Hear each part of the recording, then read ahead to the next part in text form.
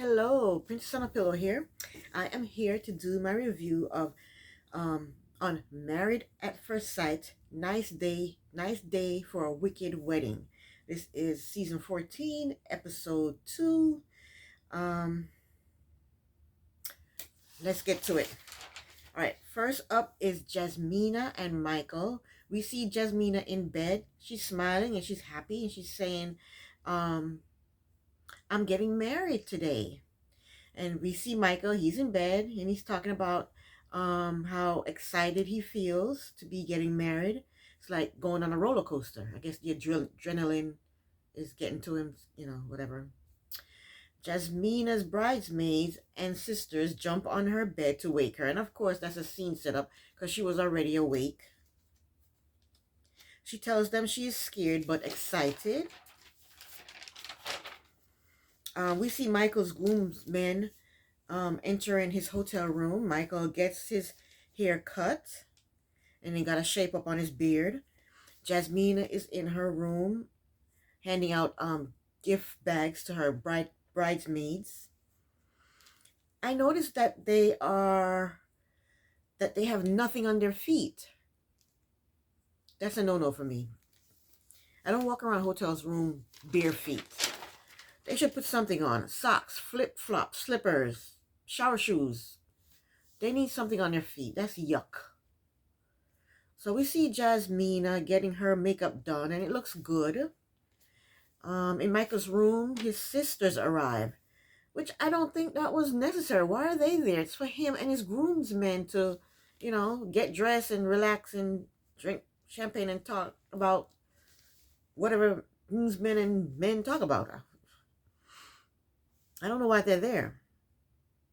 So they're cheersing and they're drinking champagne. Everybody's dressing Michael. First his sister put on his vest. His brother puts on his bow tie. Another sister puts on his jacket. It's just ridiculous. They baby him a lot. I don't know how that's going to play out in his marriage. I don't know. His brother pinned a breast cancer pin on him in remembrance for their mother. And I think that's nice. I think all the siblings are wearing one of those breast cancer ribbons. And they all got emotional. Michael cried a bit. He's missing his mom. His mother, he wished she was there. It was very sad and touching. I got choked up a little bit too. So we see Jasmina. She says she felt sick in her stomach. I think she just need to go do a poop. That's it, go do a poop. Somebody asked her if she was good, and she said she feels like she's about to throw up. Then go throw up. Do what you gotta do and let's go. Go throw up. She says she's nervous and scared, and she starts to cry. I can't understand the crying. I know nerves will hit you, at a certain moment, but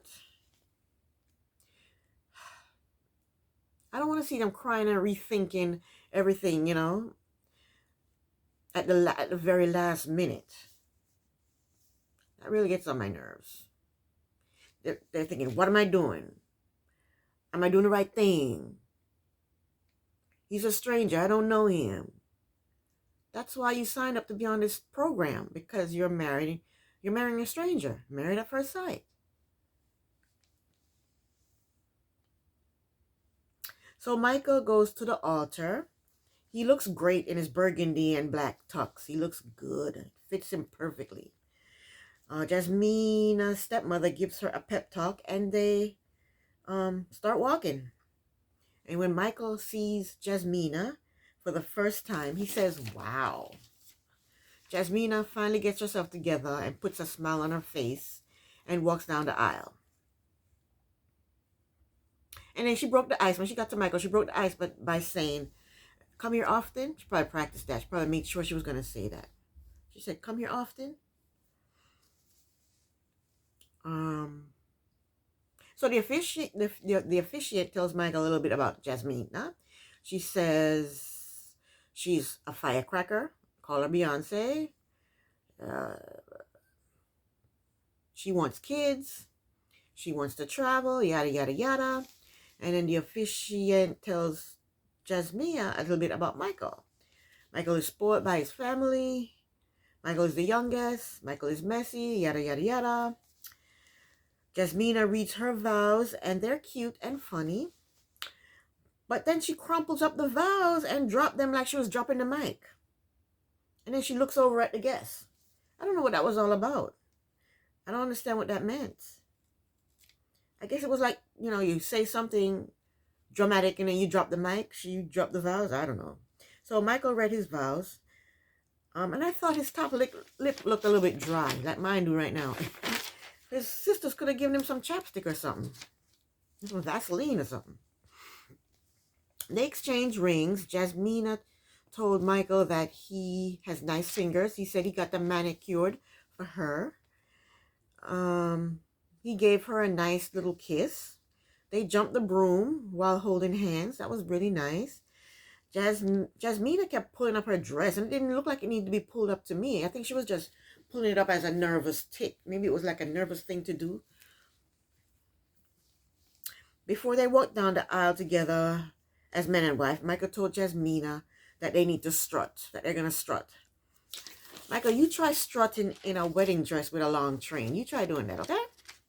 So Michael and Jasmina are they're walking to the venue, and he's holding her dress. The train to her dress. And I don't understand why. She's not walking through mud or dirt or anything. And the train should be able to come off. It can be hooked off. When I got married twice. The second time, first time was a courthouse. The second time was at a church venue and everything. And my dress had hooks that you could take the train off. You're going to unhook the train from the dress. I'm pretty sure hers did too.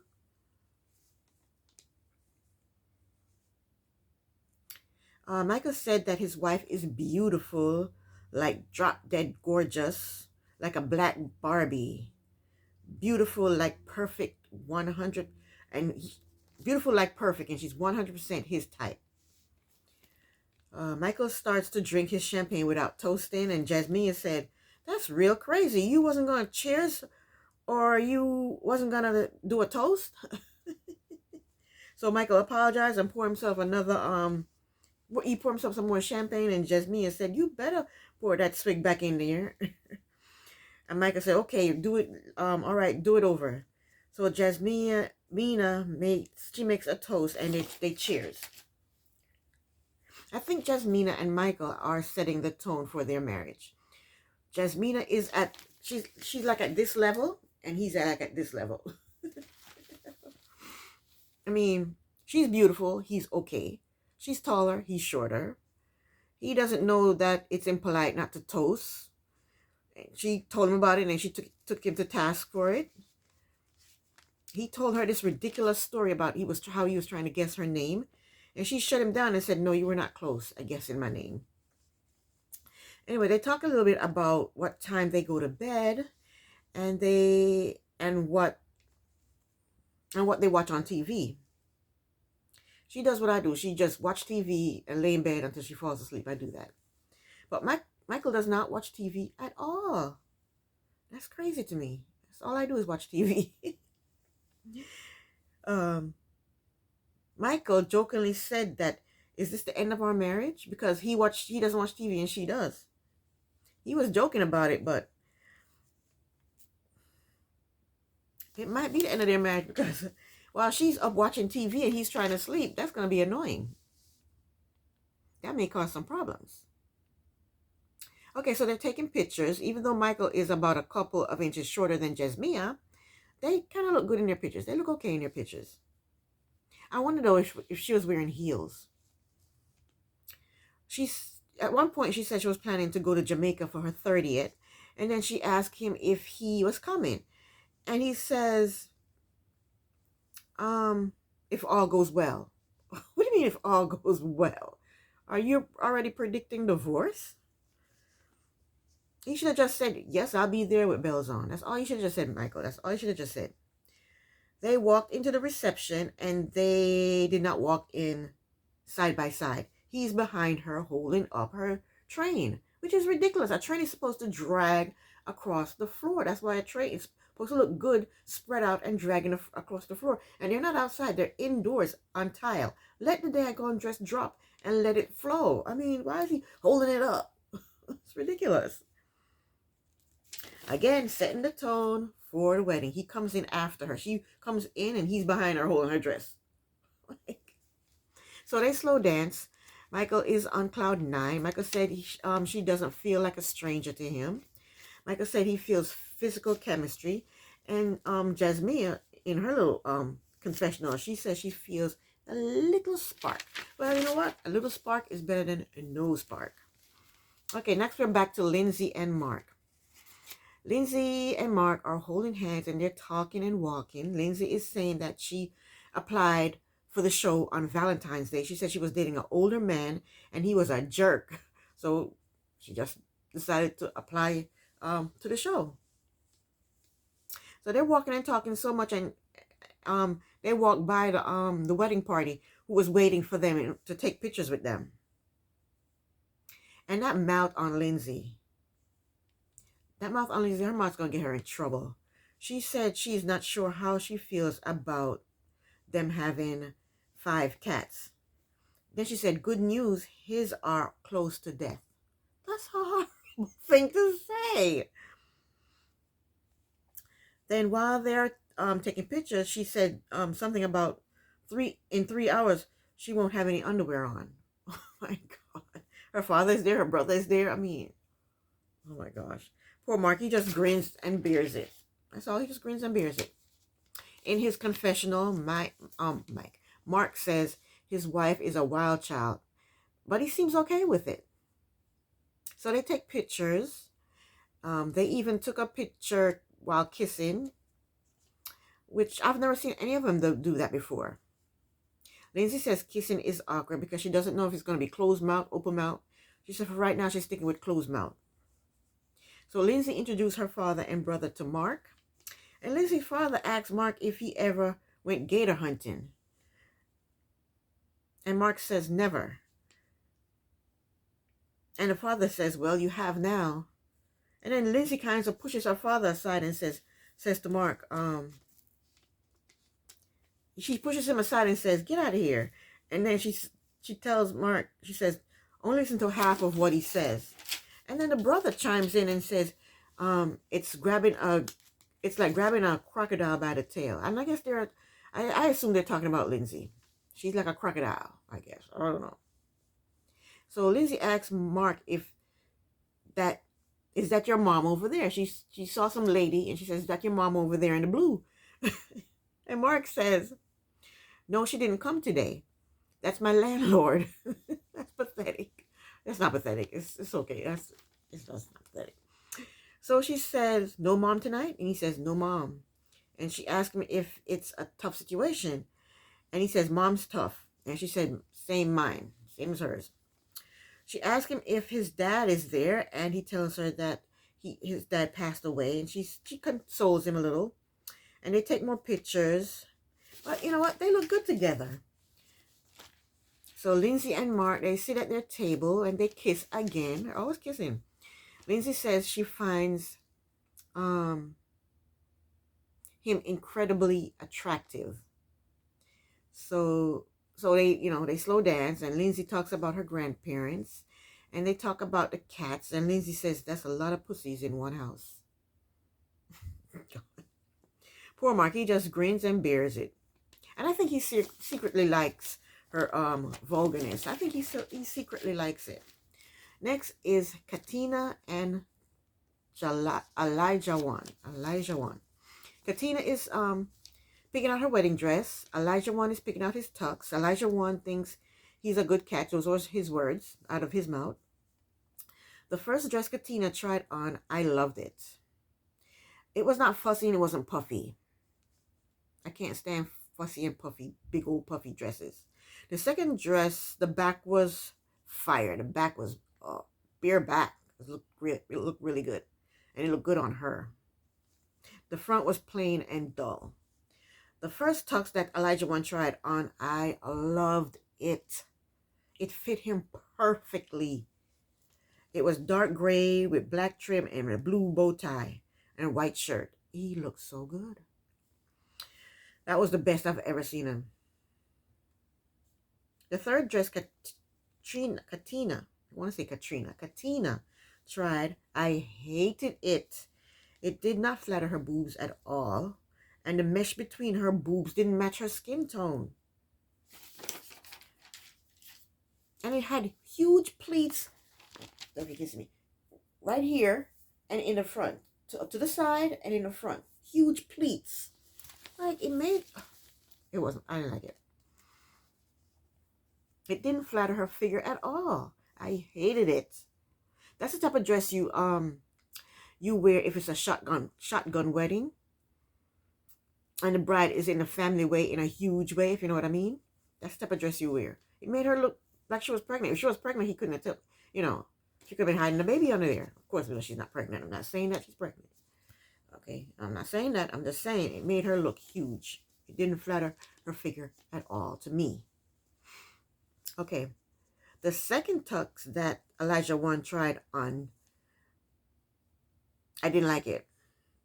It almost blinded me. It was a white jacket, white shirt. And that's the one he chose. Katina's makeup is going to wipe all over that white jacket. All over it. Any woman that hugs him, her makeup is going to wipe all over that white jacket.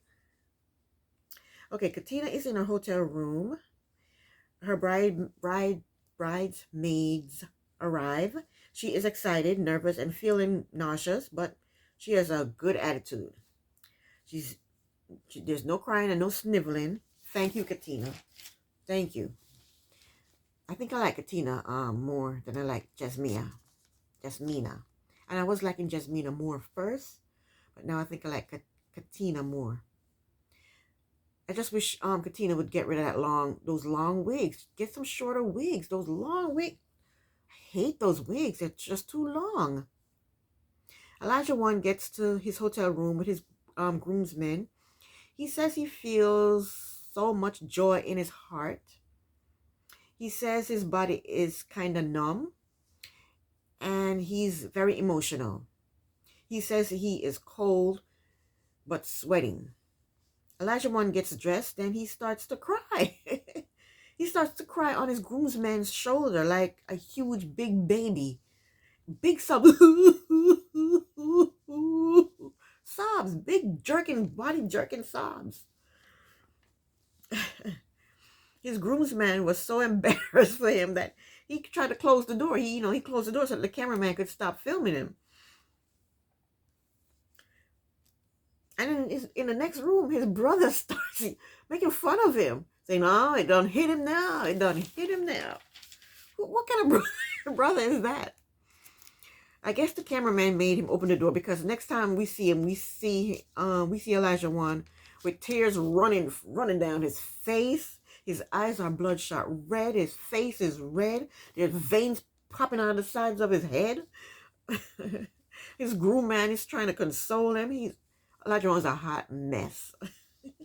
Meanwhile, Katina is in a good mood, good spirits. She's a boss. I'm just loving her. She's a boss. She's not crying. She's just having a good, she's all right. She's just cool. I did not like the way Elijah One looked. His pants were too long and they bunched up at the ankles. His jacket and shirt was too big and his bow tie was crooked. And he got all those sisters and all those groommen, his brother laughing at him, his groomsmen consoling him, and nobody straightened his tie. His tie was crooked the whole time. Nobody straightened his tie. Nobody.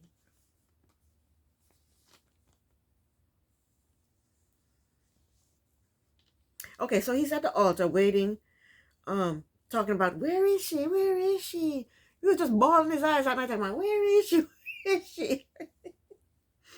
So Katina walks down the aisle all by herself. That's a boss right there. She walked down that aisle all by herself. She ain't nervous. She ain't scared. She ain't crying. She ain't sniveling. She don't need no groomsmen or no bridesmaid to console her. She walked down that aisle all by herself. That's a boss right there.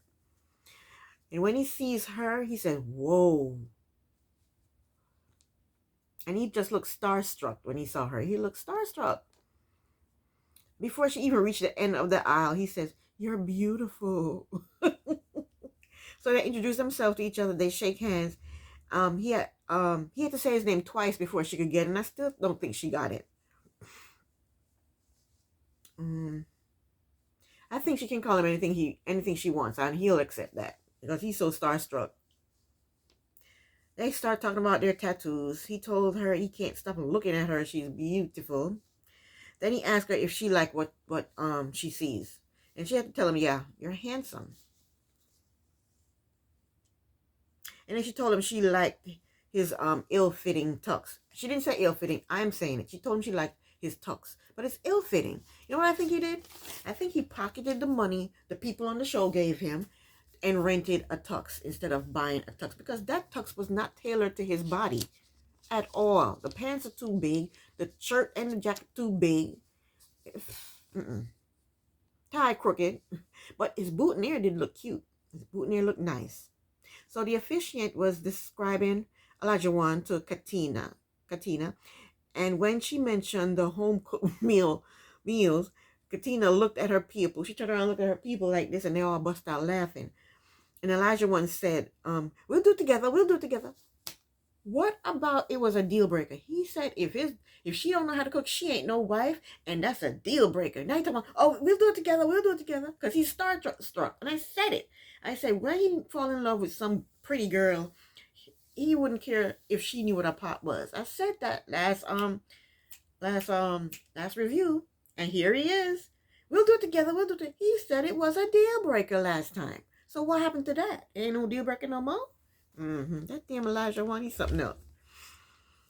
But she knows how to cook. He lucked out. If I were her, I'll pretend I didn't know how to cook, because it's not a deal breaker.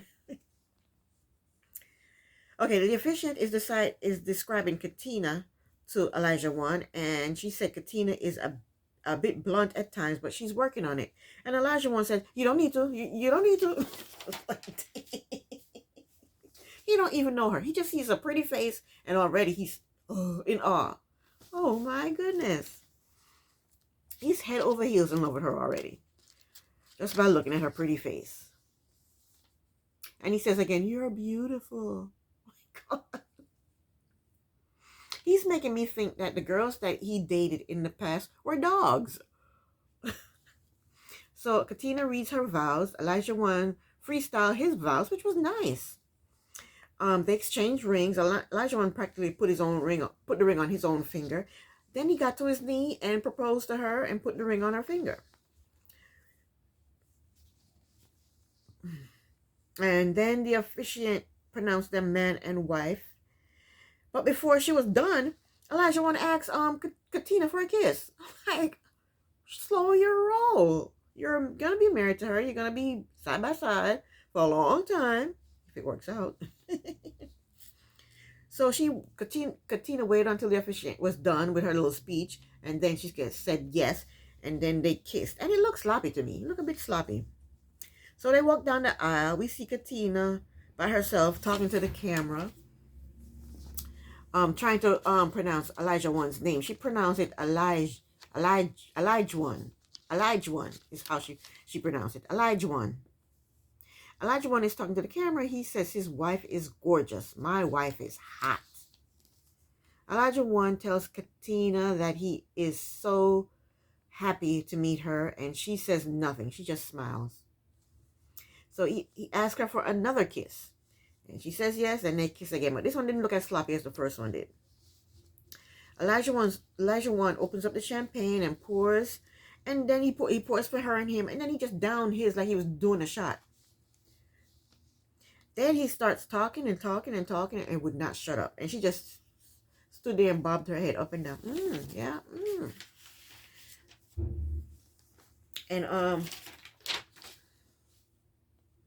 And she said, "I just hope I can handle my new husband." I think what she meant to say is, "I hope I can tolerate my new husband."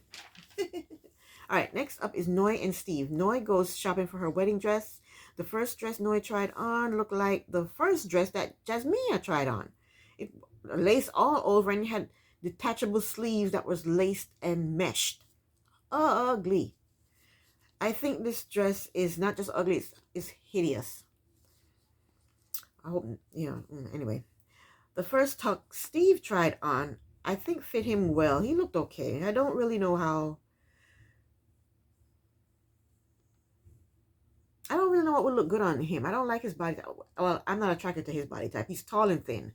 I don't find that body type attractive. No shade or anything. That's just not for me. And, he's just tall and slim and just put something on and I guess it just hangs on me, He's tall and slim and he's not handsome.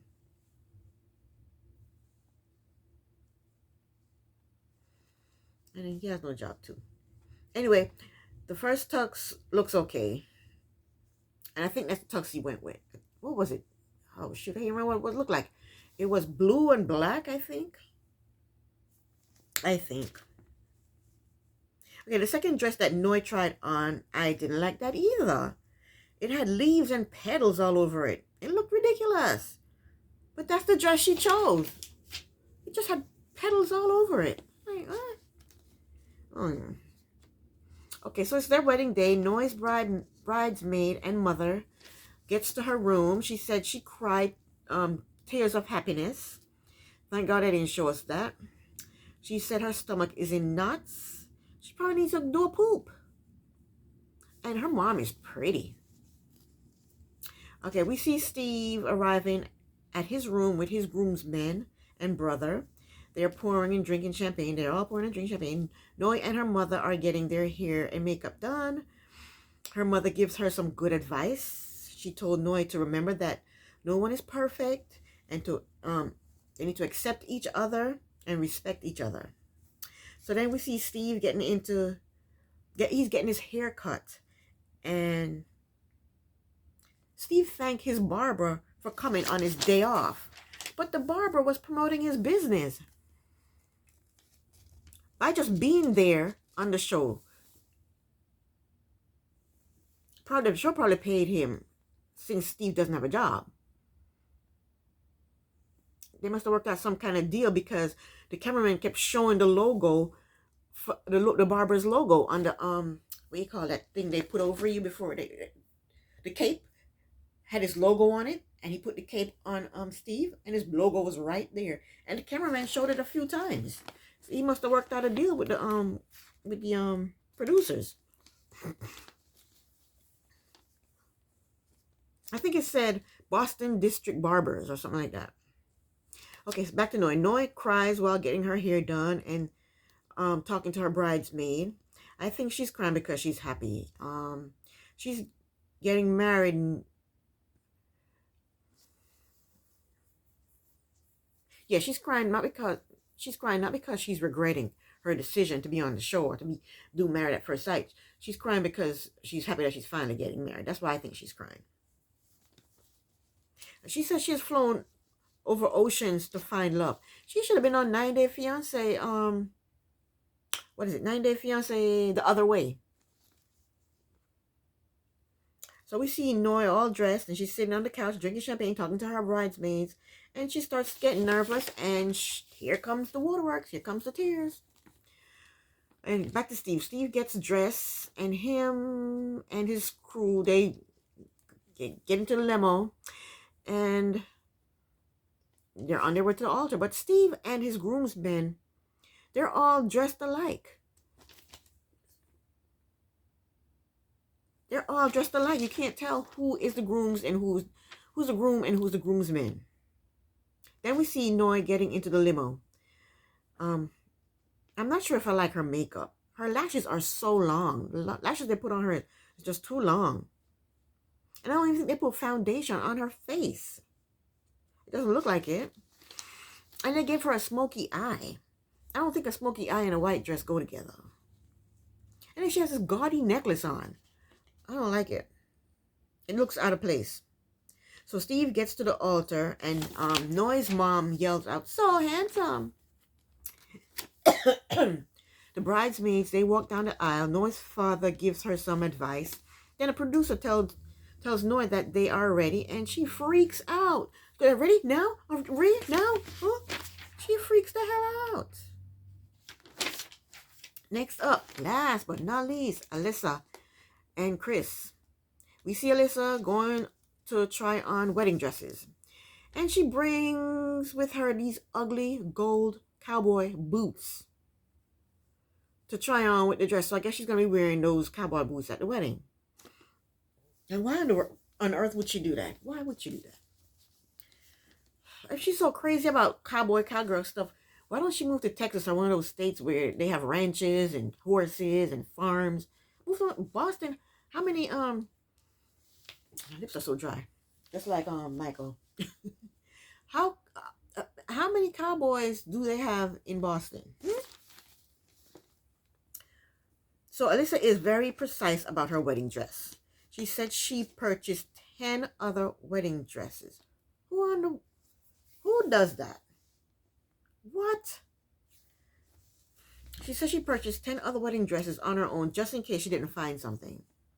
The first dress she tries on is plain. The back had some sheerness to it, but it was still plain. Alicia is not precise about just her own dress. She's precise about what she wants her groom to wear. She wants him to wear something like a tux, dark blue, tight-fitted, no tie, but she wants a bow tie. She says she wants a little country. She should get him a cowboy hat. So we see Chris. He is trying on a blue suit, white shirt, and a burgundy tie. And he looks ordinary. He doesn't look like the groom. He doesn't look like he's going anywhere special. He just looks ordinary. So he wasn't wearing a tux. That was a suit. The groom's supposed to stand out. He just looks ordinary. And the burgundy tie looked weird. It wasn't even laying flat. It had an angle like this. It wasn't laying flat like that. It was like it looked weird. But Chris looked happy. You look happy. You go, Chris.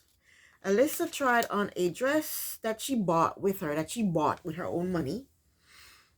And I kind of liked it. It didn't do any favors for her boobs, though. But it was okay. It had patterns and a little bit of bling on it. It wasn't hideous. But the dress she did choose, I didn't like it. It was almost the same style as the one she bought, but it was a little plainer. And a bunch of lace. A lot of lace. Well, that's the end of my review / recap. I will be back next week with another review. If you would like to see more of my videos, please like, subscribe, comment, and share my videos. Princess on a Pill here. Thank you so much for watching. Thank you. Bye.